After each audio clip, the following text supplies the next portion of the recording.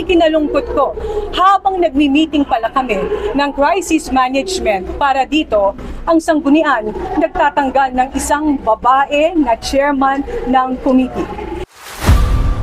Alam mo, lahat siguro ng gobernador sa buong Pilipinas ay walang ninais kundi maayos ang relasyon ng gobernador, ng vice governor at ng buong sanggunian.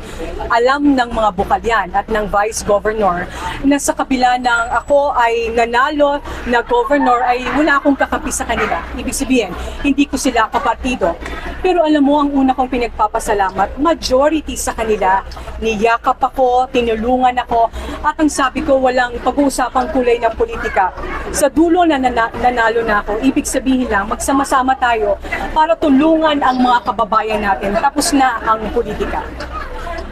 Dahil yun sana ang pinangarap ko, pero nabigla kami kahapon sa naging anunsyo na tinanggal si Bocaljam bilang chairman ng Committee on Appropriations o para po sa mas madaling salita ay Finance Committee. Unang tanong ko, malinaw ba at maayos ang naging paraan ng pagtanggal sa kanya? Dahil nabalitaan ko, wala siya doon nang maganap ang desisyon na yan. Malinaw ba ang prosesong naganap? Ibig sabihin, kung may nag-motion, dapat mabigyan ng pagkakataon ang body. Alam natin ang parliamentary procedure. Ibig sabihin, natanong at nabigyan ng pagkakataon ang bawat bukal na makadesisyon kung ano ang dapat nilang desisyonan. Nangyari ba ito? Pangatlo, na-inform ba ang taong tatanggalin kung bakit siya tatanggalin? Meron ba siyang ginawang kasalanan? Meron ba siyang hindi kaaya-ayang ginawa na para tanggalin?